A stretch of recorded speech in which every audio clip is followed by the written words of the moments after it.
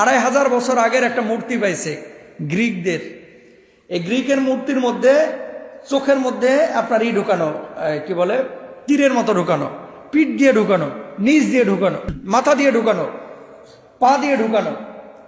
তো প্রত্নতত্ত্ববিদ যারা এটাকে বলেছেন যে 2500 বছর আগে, সেটা 2500 হতে পারে, 2000ও হতে পারে। তো সেই সময়ে মানুষ কুফরি কালাম করতে এভাবে। চুল, হাতের নখ, এগুলো যেখানে সেখানে ফেলবেন না।